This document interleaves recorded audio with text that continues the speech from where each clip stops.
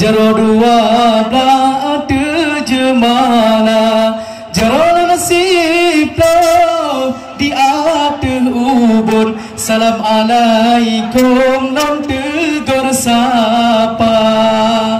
Assalamualaikum warahmatullahi. Jaro dua belah atih jemala, jaro dan siploh di atih ule. Maaf lelaki bak kaum lingkar, karena salam Nabi kan sunnah. Jaro tamumat tanda mulia, mulia warih ranup lampuan, mulia rakan jame kadeka.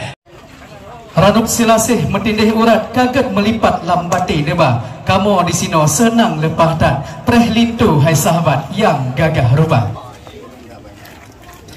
Duduk laut di atas gunung lepah mengenang muate tak pandang. Jino lun persilahkan ke pemuda kampung, kajut dan terima bawaan hidang. Penyambutan hidang antaran dari pihak Lintu Baru oleh pihak Dara Baru, kamu silakan. Silakan bawa pemuda dari kampung Malicot, Tanjung Bungo, bisa disambut hidang dan hidang langsung diletakkan di atas pelaminan utama dan juga disusun secara rapi, kami persilakan.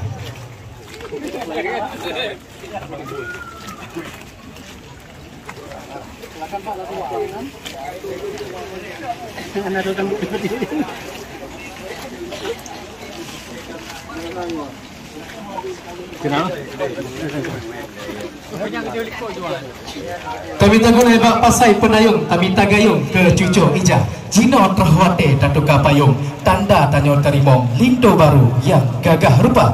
Penukaran pepayung kuning, kamu silakan.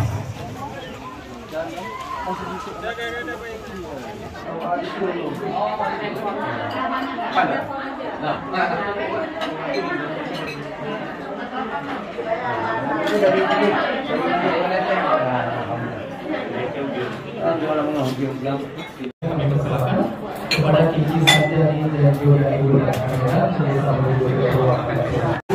situasi kerja dan nasi visual sudah bersedia kehadiran kami. Baru kembali ke tempat kami persilakan. Dilanjutkan salam takzim Dara Baru kepada Ibunda tercinta terlebih dahulu dari Lintu Baru, kami silakan.